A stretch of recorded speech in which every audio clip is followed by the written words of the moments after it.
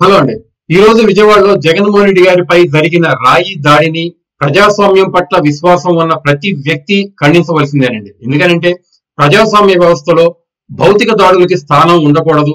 ఏదైనా గాని ప్రజలు ఒక నాయకుడు, ఆ నాయకుడు నడుపుతున్న ప్రభుత్వం వాళ్ళకి మంచి చెయ్యలేదు అని గనక భావిస్తే వాళ్ళకున్నటువంటి ఓటు అనే ఆయుధంతో మాత్రమే సమాధానం చెప్పాలి గాని ఇలా భౌతిక దాడులకు దిగటం మాత్రం మంచిది కాదు అని ప్రతి ఒక్కరు గుర్తుపెట్టుకోవాలండి. అయితే ఈ దాడి తర్వాత ఏదైతే వైఎస్ఆర్ కాంగ్రెస్ పార్టీ నాయకులు జోగి రమేష్, పేరు నాని, కేసినేని నాని, దేవినేని అవినాష్ లాంటి నాయకులు, అలాగే జగన్మోహన్ రెడ్డి గారిని సపోర్ట్ చేస్తున్న మీడియా, జగన్మోహన్ రెడ్డి గారి సోషల్ మీడియా జగన్మోహన్ రెడ్డి గారికి ఏం జరిగింది అనేది పక్కన పెట్టేసి చంద్రబాబు నాయుడు గారి మీద బురదేయటం, చంద్రబాబు నాయుడు జగన్మోహన్ రెడ్డిని రాజకీయంగా ఎదుర్కోలేక భౌతిక దాడికి దిగాడు, జగన్మోహన్ రెడ్డిని భౌతికంగా అంతమొందించాలని చెప్పి ఆ జగన్మోహన్ రెడ్డి గారిని చంపాలని చెప్పి ప్రయత్నిస్తున్నాడు, ఇంత దుర్మార్గుడు చంద్రబాబు నాయుడు అని చెప్పే ప్రయత్నం చేయటం చూస్తే మాత్రం ఖచ్చితంగా ఇది వైఎస్ఆర్ కాంగ్రెస్ పార్టీ ఆడిన రాజకీయ వికృతమైన క్రీడ అనే అనుమానం ఈ రోజు సామాన్యుల్లో ఉంది. దానికి కారణం ఏంటంటే నిజంగానే ఈ రోజు వైఎస్ఆర్ కాంగ్రెస్ పార్టీ వాళ్ళు జగన్మోహన్ రెడ్డి గారి మీద దాడి జరిగిన తర్వాత ఇచ్చినటువంటి ప్రకటనలు, ఆ స్టేట్మెంట్లు చూస్తే చంద్రబాబు నాయుడు గారు జగన్మోహన్ రెడ్డి గారిని చంపించాలి అని బలంగా నమ్మినట్టుగా వాడు చెప్తున్నారండి.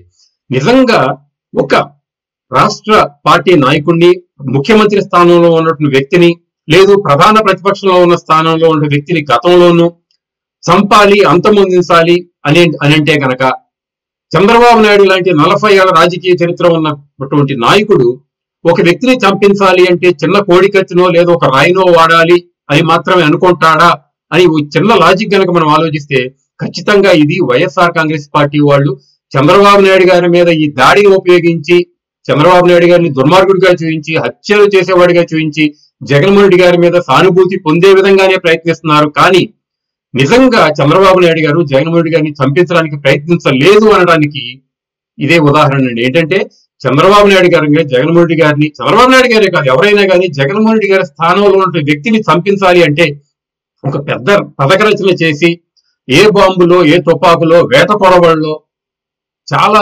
పకడ్బందీగా ప్లాన్ చేసి ఎగ్జిక్యూట్ చేస్తారు. కానీ గతంలో చూసుకున్న కోడికత్తి కానీ ఇప్పుడు ఈ రాయి దాడి కానీ కేవలం ఒక అమాయకుడు ఎవరో వెళ్ళి కోడికత్తితో చిన్న గీత గీయటం, ఇలాగే రాయితో దూరంగా ఉండి విసిరి గాయపరచడం చూస్తే ఇది జగన్మోహన్ రెడ్డి గారిని చంపించాలి, సంపాలి అనుకున్నటువంటి నాయకులు చేసే పనేనా అని ఆలోచిస్తే ఖచ్చితంగా ఇది కాదు. చంద్రబాబు నాయుడు గారికి ఈ సంఘటన పట్ల సంబంధమే లేదు.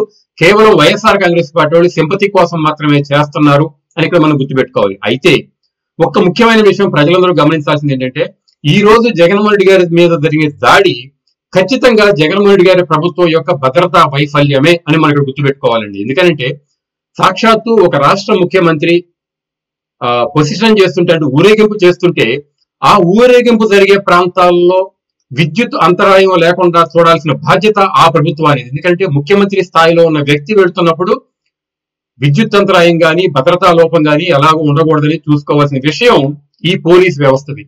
మరి జగన్మోహన్ రెడ్డి గారి ఆధ్వర్యంలో ఉన్న డీజీపీ గాని, చీఫ్ సెక్రటరీ గాని ఎందుకు వైఫల్యం చెందారు, ఆ ప్రదేశంలో ఎందుకు పదే పదే కరెంటు పోయింది అని కనుక ఆలోచిస్తే ఏదైనా వైఎస్ఆర్ కాంగ్రెస్ పార్టీ వాళ్ళు కావాలని చెప్పి ఈ కరెంట్లు తీసేసి ఈ చీకట్లో ఎవరికి తెలియదు కాబట్టి ఈ గాయం జరిగింది అని ప్రచారం చేసి చంద్రబాబు నాయుడు మీద బురద తాడడానికి ప్రయత్నిస్తున్నారా అని అందరికి అనిపిస్తుందండి. మరీ ముఖ్యంగా ఏంటంటే ఈ రాయి ఘటనే కనుక ఎవరో ఆకతాయి కానీ లేదు సామాన్య ప్రజలు చేశారని కనుక భావిస్తే ఖచ్చితంగా చంద్రబాబు నాయుడు గారు అయితే కానే కాదు. చంద్రబాబు నాయుడు గారు జగన్మోహన్ రెడ్డి గారిని చంపించాలంటే మాత్రం రాయిని వాడరు. ఎవరైనా సామాన్యుడు ఆ పని చేశాడు అని కనుక మనం భావిస్తే దీనికి కారణం కూడా జగన్మోహన్ రెడ్డి గారి ప్రభుత్వమే నేను చెప్పగలను. ఎందుకంటే గతంలో చంద్రబాబు నాయుడు గారి బస్సు మీద చెప్పులు వేస్తే డీజీపీ, శాంతి భద్రతలో కాపాడవలసిన డీజీపీ ఒక వ్యక్తి తన ప్రజాస్వామ్య స్వేచ్ఛలో భాగంగా, భావ వ్యక్తీకరణలో భాగంగా చెప్పేశాడు, దాన్ని మనం పెద్దగా చూడకూడదు అన్నారు. అదే చంద్రబాబు నాయుడు గారి ఇంటి మీదకి ఒక ఎమ్మెల్యే దాడి చేస్తే ఈ దాడి చేయడంలో తప్పే ఉంది, చంద్రబాబు నాయుడు గారితో మాట్లాడడానికి ఆ ఎమ్మెల్యే వెళ్ళాడు అని చెప్పి సమర్థించారు ఇదే పోలీసులు.